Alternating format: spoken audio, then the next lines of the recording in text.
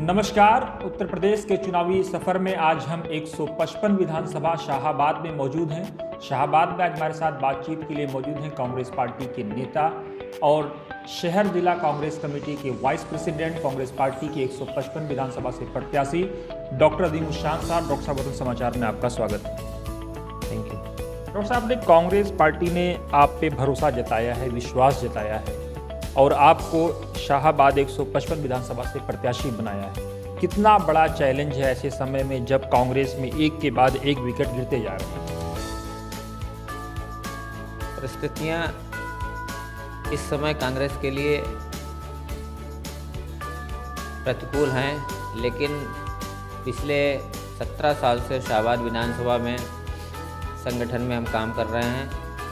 2010 में यूथ कांग्रेस से हमने शुरुआत की थी, इलेक्टेड प्रेसिडेंट बने थे। उसके बाद 2022 में लगातार संगठन में काम किया है और विधानसभा में काम कर रहे हैं, जो भी संगठन के स्तर पर होता है। पार्टी की पहचान यहाँ पर हर गांव, हर गली में है और इस समय हम जिला कमेटी में थे और संघर्ष कर रहे थे, तो पार्टी नेतृत्व ने हम पर विश्वास जताया। इसके लिए तो पार्टी नेतृत्व का बहुत बहुत आभार। और हमको पूरा विश्वास है कि इस बार पार्टी नेतृत्व में जो हमारे ऊपर भरोसा दिखाया उस पर हम खरा उतरने का प्रयास करेंगे और पूरी उम्मीद है कि शाहाबाद 155 विधानसभा की सीट हम कांग्रेस पार्टी की जीत कर ही दम लेंगे। डॉक्टर साहब, आप कह रहे हैं कि आप 155 विधानसभा कांग्रेस पार्टी की झोली में डालेंगे। वो कौन से मुद्दे हैं जब धर्म का अफीम पिलाया जा रहा है? एक तरफ जिन्ना और पाकिस्तान की बात हो रही है, शमशान और कब्रिस्तान की बात हो रही है, बेटी बचाओ और बेटी पटाओ का नारा दिया जा रहा है बेटी पढ़ाने की जगह पे। ऐसे समय में किन मुद्दों को लेकर आप जनता के बीच में जाएंगे? देखिए, कांग्रेस के बारे में आप सब लोग जानते हैं। कांग्रेस जाति धर्म से ऊपर उठकर विकास की राजनीति करती है। इस समय मुद्दों की भरमार है। आपने देखा होगा, ये जो भारतीय जनता पार्टी की सरकार है, पिछले 5 साल में यहाँ पर कुछ नहीं किया है। अभी कुछ दिन पहले हमारी जो मौजूदा विधायिका हैं, तो उनका एक सोशल मीडिया में वीडियो वायरल हुआ था रोते हुए, तो उससे जाहिर है उनको अपना हार का डर पहले से ही नज़र आने लगा, क्योंकि 5 साल जनता के बीच गई नहीं। कोरोना महामारी आई, यहाँ पर 2 रुपये का मास्क इन नेताओं ने बांटने का काम नहीं कर पाए और डंडा मार के गांव गरीब ठेली वाले, रेवड़ी वाले, खुंची वाले का जो है वो 5-5 हज़ार का चालान हुआ। तो जनता इनको नाकार रही है। महंगाई चरम पर है, बेरोजगारी चरम पर है। इन सब मुद्दों पर और सबसे बड़ी एक हमारी विधानसभा में समस्या, क्योंकि इंटीरियर ज़्यादा है, यहाँ पर किसान बाहुल क्षेत्र है, तो गायों की, आवारा पशुओं की जो समस्या है, उस आवारा पशुओं की बहुत बड़ी समस्या है। उससे जो है किसान परेशान। इन सब चीज़ों से दिमाग हटाकर जनता का ये पार्टियां जो हैं सांप्रदायिक रंग देना चाहती है। लेकिन मुझे ये विश्वास है कि इस बार शाहाबाद विधानसभा में ये लोग अपनी रणनीति में कामयाब नहीं होंगे, क्योंकि एक युवा चेहरा कांग्रेस पार्टी ने दिया है। लगातार हम लोग जाति धर्म से ऊपर उठकर विकास किए और बेरोजगारी की, और जो कोरोना में लोगों की से जो मृत्यु हुई है, इन सरकारों का दिमाग उसमें मतलब ना बैठे। हम लोग प्रयास कर रहे हैं कि इस बार मुद्दों पर जो है वो राजनीति आगे बढ़े। पहली बार कांग्रेस पार्टी ने जात और धर्म का बैरियर तोड़ने का प्रयास किया है। आप किसान की बात कर रही हैं, आपकी नेता प्रियंका गांधी वाड्रा, नौजवान की बात कर रही हैं, बेटी बचाने की बात कर रही हैं, महिला सशक्तिकरण की बात कर रही हैं। ये नारे क्या ज़मीन पे आप लोग उतारने में सक्षम हुए हैं? बिल्कुल, जनता के दिमाग में ये बात है। हम लोग गांव-गांव, इस टाइम चुनाव का समर चल रहा है, गांव-गांव डोर टू डोर जो हम लोग कैंपेनिंग कर रहे हैं, तो वहाँ पर जनता के बीच में जब जाते हैं तो ये नीचे रूट लेवल पर ये लोग जनता कह रही है कि अगर पिछले 5 सालों में किसी ने संघर्ष किया और मुद्दों की बात करी है, तो वो प्रियंका जी के नेतृत्व में, चाहे वो हाथरस हो, उन्नाव हो, हमारा लखीमपुर किसानों के साथ, हर मुद्दे पर कांग्रेस लड़ी। और हम लोग 3 दिन तक प्रियंका जी को वहाँ पर रोक के रखा था सीतापुर में, हम भी वहीं साथ में थे। तो लगातार ये सरकार जो है वो सिर्फ नारे देती है, किताबों में कुछ और होता है लेकिन ज़मीन पे धरातल पर कुछ और होता है। तो हम लोग जो बात कर रहे हैं वो जनता के बीच में जाकर, और जनता उन मुद्दों को दिमाग में है और हमको मालूम है कि इस बार उन्हीं मुद्दों पर वोट करेगी। डॉक्टर साहब, यहाँ पिछले 2-3 दिनों से हम देख रहे हैं आपकी इमेज लोग अच्छी बता रहे हैं, लेकिन उस इमेज का आप कितना फ़ायदा उठा पाएंगे जो आपकी इमेज है? देखिए, हम आपको बताएं कि यहाँ पर पहली बार जो मुस्लिम बाहुल जो वोटर है वो या तो लोकल में है। ये हमारा विधानसभा जो है 2.5 ब्लॉक में लगभग बटा हुआ है, तो करीब 80,000 मुस्लिम आबादी है। इसमें 60,000 से ऊपर सोमवंशी पठान मतलब है जो बेल्ट में, जो टोडरपुर ब्लॉक के 14 गांव आते हैं। पहली बार कांग्रेस पार्टी ने मतलब जो है वो वहाँ से ताल्लुक़ रखने वाले किसी को टिकट दिया है।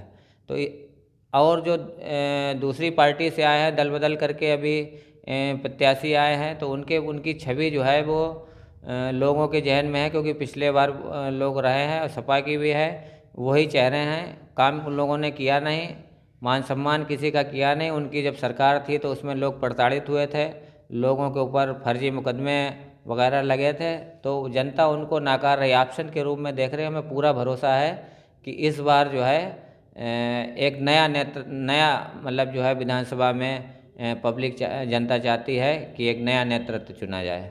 आपने इंटरव्यू के दरमियान एक मुद्दा उठाया कि लोग आवारा पशुओं से बहुत परेशान हैं। हम उत्तर प्रदेश में कई ज़िलों में घूम रहे हैं, हमको भी इस बात का एहसास हो रहा है कि लोग आवारा पशुओं से बहुत ज़्यादा परेशान हैं, लेकिन उनकी परेशानी को आप कैसे कांग्रेस की तरफ खींच करके लाएंगे कि वो कांग्रेस में विश्वास जताएं आपके नेतृत्व में, आपके नेता के नेतृत्व में, और आप उनकी लड़ाई लड़ाएं?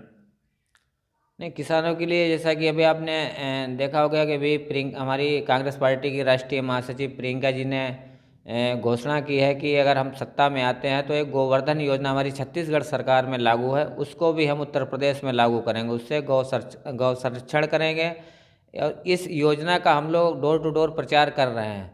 तो किसानों की बात समझ में आ रही, उसमें 2 रुपये किलो गोबर खरीदने का काम कर रहे हैं, और बाकी गौशालाओं को जो है हाईटेक करेंगे, उनमें पशुओं का जो है वो पालन पोषण होगा, उनकी लिए खाने की व्यवस्था ठीक से होगी, और जो उसका गोबर खरीदा जाएगा उससे खाद बनेगी, बाकी उससे लोगों को वहाँ पर रोज़गार भी मिलेगा।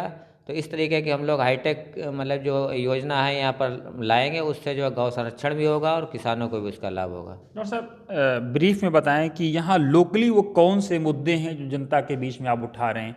ये तो किसान है, ठीक है, किसान तो ग्लोबल इशू है एक, लेकिन लोकल वो कौन से इश्यूज हैं जो आप उठा रहे हैं? लोकल मुद्दे यहाँ पर पिछले कई दशक से जब इलेक्शन होता है तो एक मुंसिफ कोर्ट की यहाँ पर डिमांड है। मुंसिफ कोर्ट के लिए बिल्डिंग बनी खड़ी है, लेकिन पिछली कई सरकारें निकल गईं, लेकिन उसको संचालन नहीं करा पाए।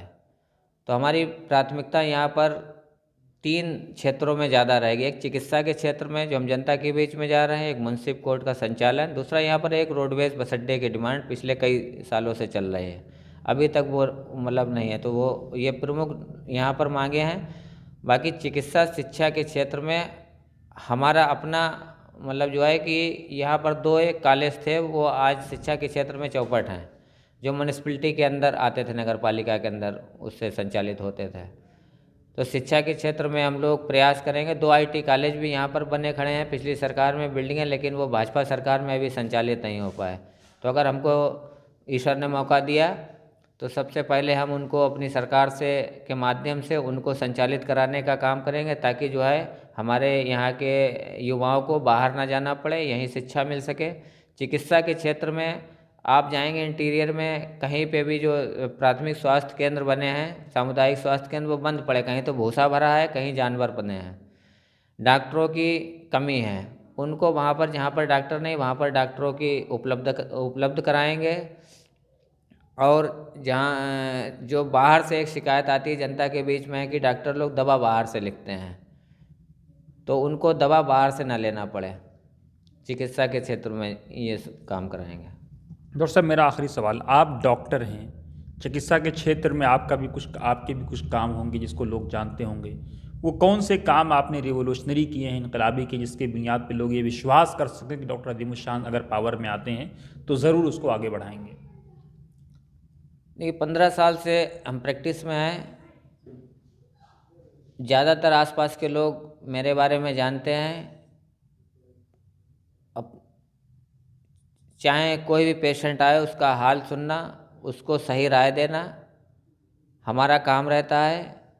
पैसे हैं तब भी उसको हम दबा देते हैं, नहीं है तब भी उसको दबा देते हैं। सोशल वर्क भी करते रहते हैं। कोविड में हमने बहुत वर्क किया। यहाँ के कई मौजूदा मेंबर हैं, उन लोगों को पैड बाकायदा लिख के मेरे पास भेजते थे कि हम इनको भेज रहे हैं, इनकी मदद कर देना।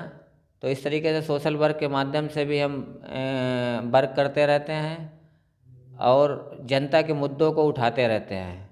जहाँ पर कोई नेता पिछले 5 साल में जनता के बीच नहीं दिखा, उस हर मुद्दे पर कांग्रेस ने मुद्दे उठाए। हमारे ऊपर मुकदमे भी लिखे गए। जैसा भी कुछ देर पहले आपने बेटी बचाओ बेटी पढ़ाओ पर चिन्मयानंद में किया था, तो हमारे यहाँ शाहबाद थाने में हमारे ऊपर भारतीय जनता पार्टी के 150 लोगों ने थाने में जाकर मुकदमा लिखाया था। तो हम जनता के बीच में हैं, जनता की आवाज़ को उठाते रहते हैं मजबूती के साथ, और जो भी भविष्य में जिम्मेदारी मिलेगी उसको निर्वहन करेंगे और जनता के साथ खड़े रहेंगे। आखिरी सवाल, शाहाबाद वासियों को कोई संदेश आप देना चाहेंगे चुनाव के संबंधित? शाहबाद की जनता से हम ये अपील करना चाहते हैं कि चुनावी समय है। इस चुनाव में आपके सामने जो भी कैंडिडेट हैं, आप सबसे पहले सारे कैंडिडेटों के बारे में विचार करें, उनका कैरियर देखें कि पिछले 5 साल जब उन सत्ता में रहे तब उन्हीं ने क्या किया। और हम इस बार पहली बार मैदान में आए, लेकिन हम भी लोकल से हैं, तो सब लोग मेरे बारे में जानते हैं। और आप लोग सारे कैंडिडेट के बारे में विचार करिए, उनकी पार्टी के बारे में विचार करिए, फिर जाके आप लोग वोट करिए कि बुरे वक्त में अगर कोई खड़ा रहा तो वो कांग्रेस पार्टी खड़ी रही। तो हम जनता से अपील करते हैं कि हम आपके साथ, कोरोना का काल रहा, ऑक्सीजन पहुंचाने का काम रहा तो हमने किया, यहाँ पर कोई नेता नहीं दिखा, दवाई किटे हमने बांटने का काम किया। तो जनता से हमें पूरा विश्वास है, हम जनता के बीच में रहे तो जनता भी हमारे ऊपर विश्वास करेगी। अपील करते हैं कि वो लोग हमें जो है वो सम्मान देंगे और इंशाल्लाह हम 155 विधानसभा में 10 तारीख को जीत कर जरूर आएंगे। शुक्रिया। तो ये थे डॉक्टर नदीमुशान साहब। इनका कहना है कि हम विकास की बात करेंगे, इलाके में स्वास्थ्य से संबंधित सेवाएं हों या फिर जो है रोडवेज का मसला हो, मुंसिफ कोर्ट का मसला हो, एजुकेशन से संबंधित हो, तमाम बेसिक इशूज जिससे गरीब का कल्याण होता है, गरीबी दूर होती है, उससे संबंधित काम करेंगे। नमस्कार, आप देखते रहिए वतन समाचार।